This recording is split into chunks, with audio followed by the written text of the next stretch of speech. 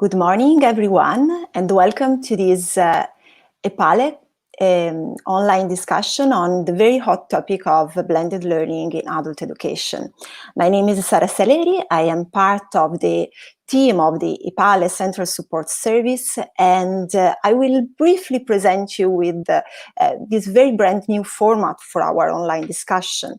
As you know, in fact, up until now, the online discussions on the EPALE platform have been always taking place just on written form in the comment section, while we wanted to explore this new format with an online streaming, opening the online discussion. So today we will host a live streaming with the two speakers, who will I present you briefly.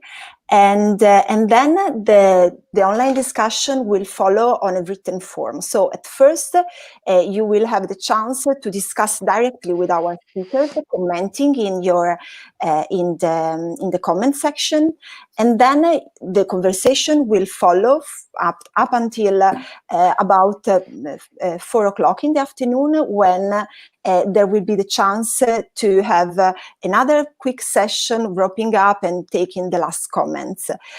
So our speakers today are Lauri Tuomi, who is CEO of the Finnish Lifelong Learning Foundation, and Anna Gilleran, who is Senior Advisor for European Schoolnet. Lauri Tuomi will nurture and kick off the conversation. Anna will moderate and facilitate the conversation now and later. So I will just leave the floor to our two speakers and wish you a very fruitful and interesting conversation. Thank you very much, Sarah, and welcome to all of you who are watching us this morning. We're on this topic, as Sarah has already said, which has become a very hot topic during this current pandemic, the topic of blended learning at all levels of education. And in particular, I think in regard to adult education. Of course, blended learning is not just a case of moving everything online, Lauri. I think that's fair to say. It has many different aspects. Would you agree? Of course, yes. I agree with you. Definitely, yes. Okay. Now, from your experience in Finland during this pandemic, you were actively engaged in moving some of your courses very quickly online in the adult education sector. Would you like to tell us a little bit about that and how you managed that, and what were the challenges for you? Okay, thank you, Anna. First of all, thank you, EPALE, and thank you all joining us this morning. I believe in blended learning and hybrid learning especially, and I'm really happy to share some viewpoints with you and discuss with Anne also the topic, and later today also to make some wrap up of the discussion, because I think this is a kind of joint effort to find new ways to support adults in their learning. From our experience, of course, as you all faced and we all globally faced the COVID pandemic, and then we definitely need to orient in a new way to adult education in Finland and in elsewhere also. In Finland, the adult education has mainly been organized face-to-face so far until the COVID pandemic, and then there was a rapid period of time to make this new orientation. I think there are some ingredients, as I call them, which have enabled the change. I have on my slide I've collected some of the ingredients on which I would like also you to take you to participate to discussion also by making comments or questions, because there are some issues which need to be taken into account in this kind of transition. I'm not going through all of them at the moment, but from the Finnish experience, I would like to raise 3 points. First of all, we have seen that teachers and their role is of importance in this transition. Their skills, and they actually not only skills, but the confidence to make changes in their traditional ways to educate. That's of importance. Then it's of course the most important issue is how the teacher's education has been organized before. What is the basic pedagogical skills on adult teachers and how they have learned to learn, because it's all about learning to learn all of this, actually all of the contents of these ingredients in order to create something new for teachers' courses and their own training sessions.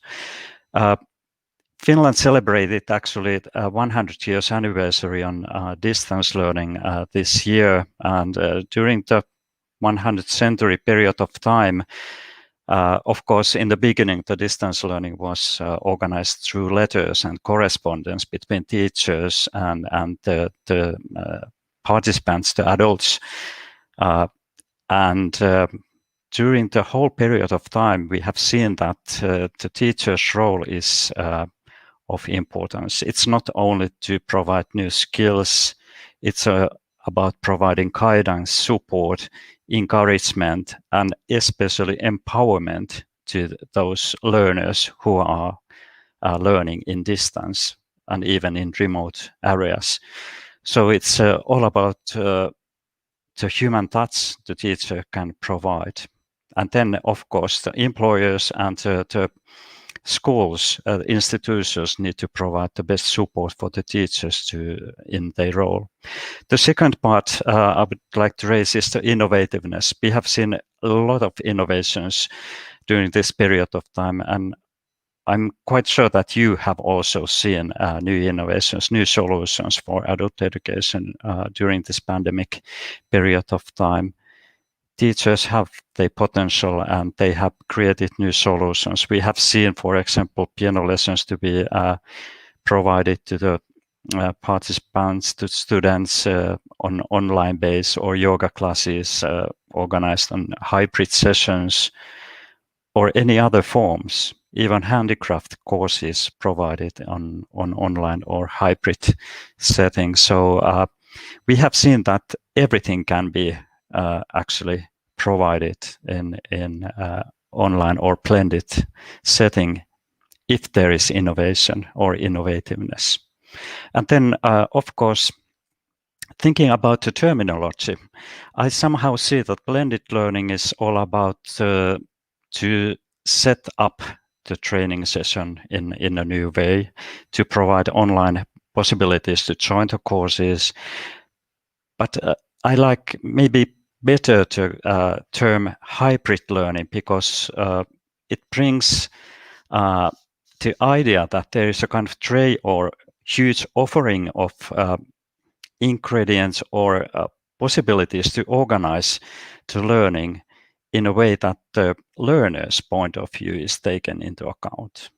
And that has been one of the things we have learned during the 100 period of time, that it's all about understanding the special needs of the learner, and also to provide this empowerment and connection even to those students who may not be online, but to be offline. So there are possibilities to, even if the course size is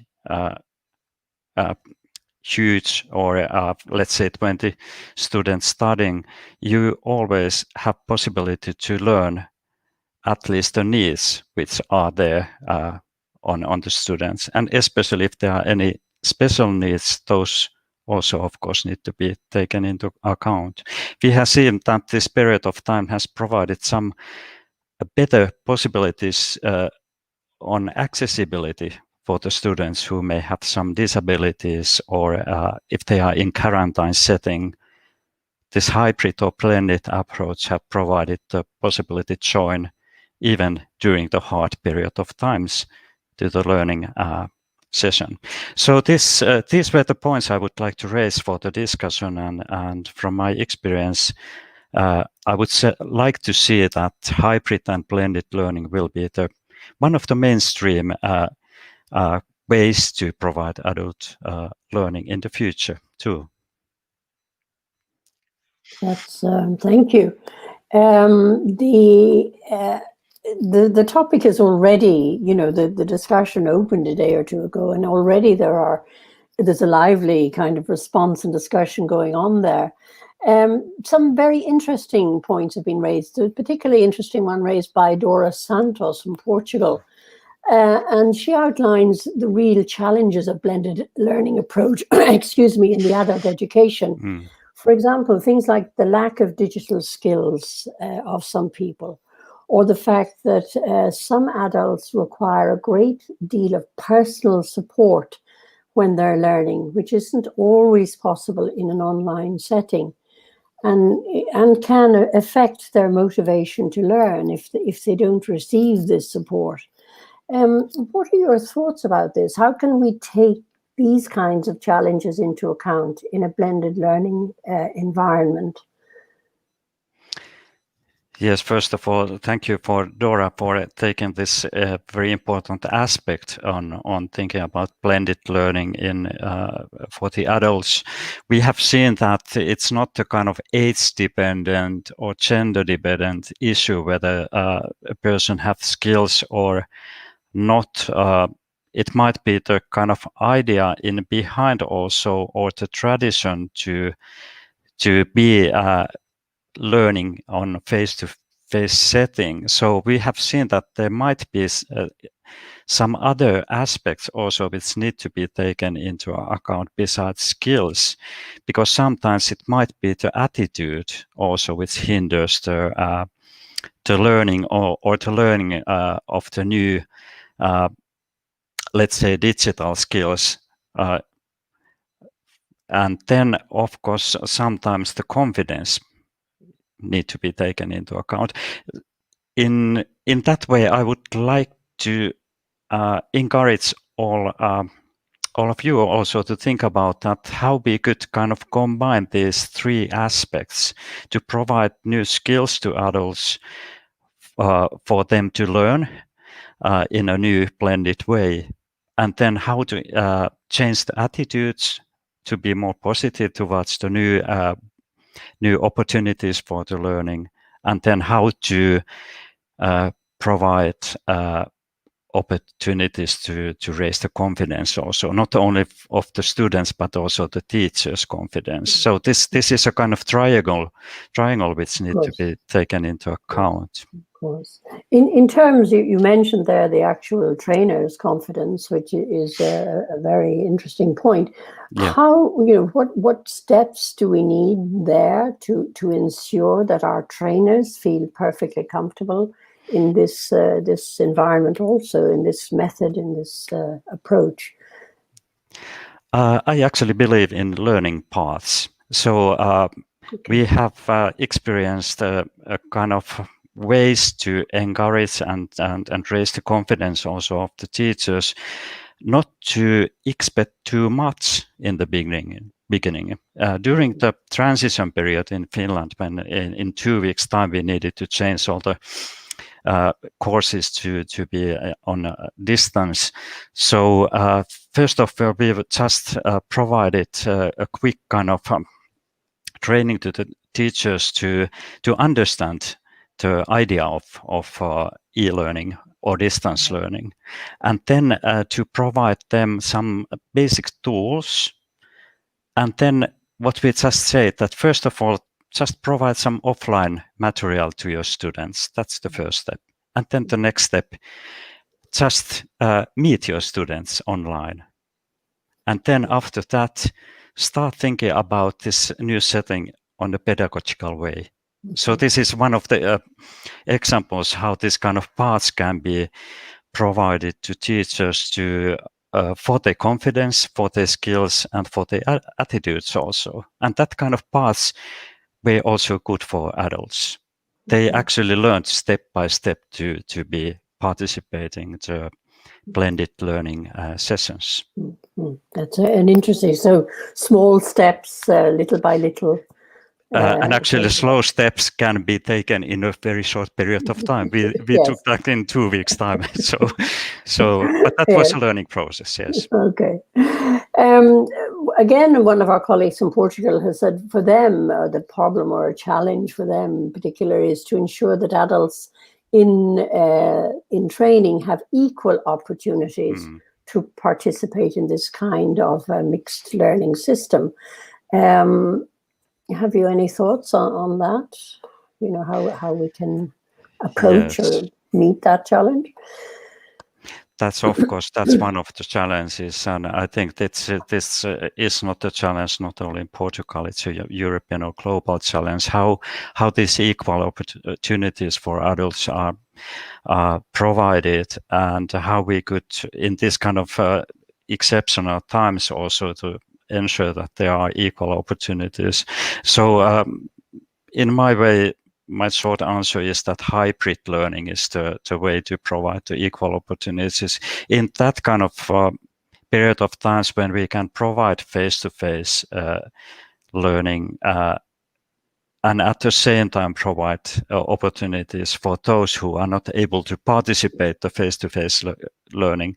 They can participate on distance. So this kind of approach to provide different ways to learn is also, I would say that it's also all about providing equal opportunities. But then when this exceptional times, hopefully we soon can get rid of Corona period of times, then of course we need to rethink about how these skills can be developed for adults on using new technology. And of course, how could we provide tools for those who don't have tools? Exactly. That's of course one of the issues. And I think that this is also a kind of political issue, how we could provide for those, for example, minority groups who cannot afford tools, good tools, for their learning. That's of course something we need to think about also. Yes, this indeed is a point that's been raised by one of your KVS colleagues, I think, in the discussion, where they're saying there's this huge gap between those who can participate, have the means to participate, and those who have no equipment and will never manage to have equipment. So how to support and make this happen, you know. I think if the full comment can go on the screen, it will be, or half of it anyway, will be useful for the viewers to see what the person is asking. So the digital divide that's there in secondary education for children is also there, and perhaps more so also for adults. How do we address that digital divide? Yes, that's something I think we need to also. I think one of the answers is that we need to make joint efforts, and also what I've seen. I've been also evaluator for Erasmus Plus projects, so there are good kind of themes and topics addressed during this period of time that we could in collaboration find new solutions for these grand challenges on thinking about this equality and also the equipment issues, also whether we could find new mobile solutions who could be easy to use for elderly people, or how we could use iPads, or what kind of software, new kind of software we could develop together with education and technology companies in order to provide also this equal opportunities to all of the adult learners. So I think we don't have exact answer at the moment, but hopefully we can find new innovations for this field also. There is another question that came in earlier, is whether adult education can contribute to help combat the circumstances of this pandemic and strengthen local communities. I liked the comment on EPALE platform because it's not only the COVID issue. I think adult education can find answers to all wicked problems if we are innovative enough, and especially this community approach is important. It's a kind of also in Finland it has been tradition in our liberal adult education that you don't learn alone. You can create your own learning community to learn together, or at the institutions in the field may provide the opportunities to community-based learning. And we have seen that this adult education and learning opportunities actually are helping people through the hard times. The learning as such is a tool to provide a kind of positive view for the future for the adults. So in this way, adult education really, I would say that it already contributes this hard times. Yes. No matter what we learn, whether it's languages or is it something to do with your hands or something, but it gives you something else to think about and learn together, even through blended kind of settings. I know I'm from Ireland, and I know here in Ireland, adult education has a firm kind of community presence in all sorts of ways. It's a very important community initiative, so that's interesting for you to hear you say that. May I also add, as I said, the wicked problems. I also think that, as I said, not only COVID, but also, for example, climate change, environmental issues, democracy, crisis on democracy. These are the issues on which adult education can actually contribute. Indeed. I was interested to hear you earlier talking about the 100 years history of adult education in Finland, and the correspondence course, in a sense, was something that I kind of think about as being a 19th century initiative. But it's actually not that far away. But I think nowadays we can say that blended learning, particularly this year, particularly because of the circumstances of the pandemic, is now firmly with us. Okay, it's a really viable methodology for the future. I think maybe you would disagree with me, particularly in the field of adult education. If so, what scaffolding is needed for both the teachers and the learners? Now, we've touched a little bit on that, but maybe you could expand a bit more on the scaffolding that's needed. Yeah, I actually would raise one new point of view. It's not only to the teachers and their skills, because it's all about the organizations which provide adult education. So the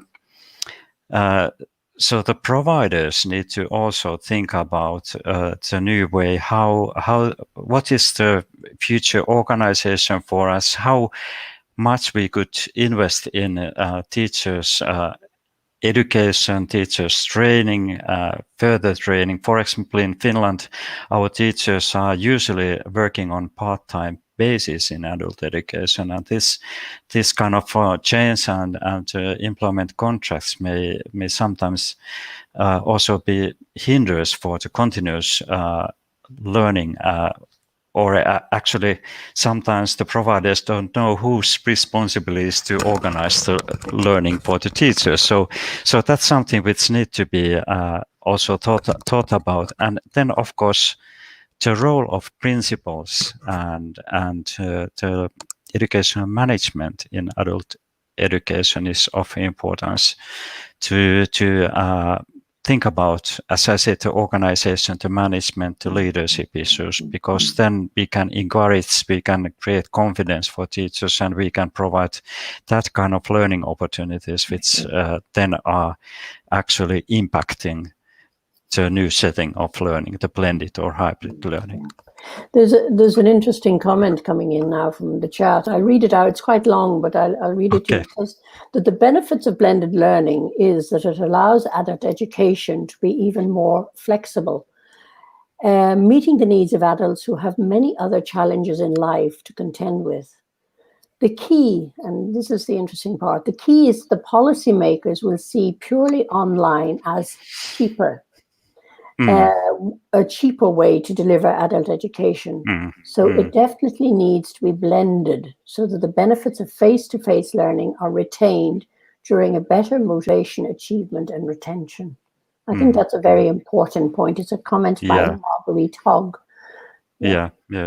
I think this is a very good point, because of course we need to think about how the resources and funding is given to adult education. And for example, in Finland, we have seen that the traditional way to count the learning hour is the basis for the funding, no matter whether there are 20 participants or 5 participants or even 5,000, as we have seen. So of course, then how to organize, how to construct the learning process, how to ensure that the 5,000 learners can learn, it's not the same amount of funding which is needed. So this, and also to think about that the scaling, which is the usual phenomenon of blended learning, is cheaper. It's not the kind of direct correlation on that. And that's something we need to discuss with educational authorities and also politicians. Yes, surely. Indeed, because I think like you have to take into account in a blended situation, you have to take account of the social aspect of learning and also the emotional aspect of learning, a lot of which is addressed by that personal relationship that you develop with the person delivering your training or your course. And also the interaction with the other people around you. So I don't think, I certainly don't think we can argue for a total move to online for any educational system. But I feel personally that the blended situation can certainly support and help people who maybe even can't get physically to somewhere all the time, so it really is a question of balance. Definitely the blended setting provides new ways also to enable the participation of everyone. And we have also our teachers, for example, have said that as we changed to the blended setting, we were able to actually take also those who are more kind of silent in the classroom setting. Exactly. They are more encouraged because they can be given free and space, and there is no one to disturb them. So that's one of the benefits. And that is a comment that has come also in school education, that the shyer pupil actually shines online. But we're coming quite close to the end of our time now. So, but there is a final comment here, which is interesting, and it's a kind of refers to a flipped classroom or inverse blended learning. It says in the context of blended learning also, the concept of inverse blended learning is worth mentioning, which relates to online courses which are enriched by on-site teaching. Yeah, that's a very good point. I like the idea. I think this is a kind of idea of hybrid learning, that you have a kind of tray of opportunity, kind of ingredients on which you can create your own setting in the best possible way. And this is a new way. We have also experience from our institutions in Finland that they have said that as they changed to blended learning, it sometimes happened that in classroom there were only 3 or 4 participants, and the rest of them were elsewhere in Finland, somewhere in other cities, and so on. Yes. And that changes the way the blended learning is organized. Yeah. So it can be seen from the online perspective, and then you just provide kind of opportunities also for the face-to-face learning. Yeah. I really feel, we're at the very beginning of a sort of revolution in a sense in learning. And we are the pioneers in trying these approaches, so it will be interesting to see if we were having this conversation in 100 years' time. Hopefully so. What we'd be referring to, as what happened back in the 20th century. I think that our time is up now.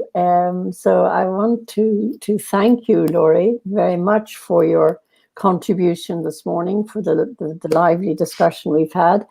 Thank you for those who are watching for your comments and questions. We will continue the discussion throughout the day, as you know, online. So please feel free to continue to discuss. And Laurie will be with us again around 3:15 this evening live with my colleague, Ruth Baptista, to wrap up the discussion, to consider the main points that you've brought up during the day, and to close the discussion. So thank you very much, Laurie. Thank you, Anne. Thank you. And see you all later today. Indeed.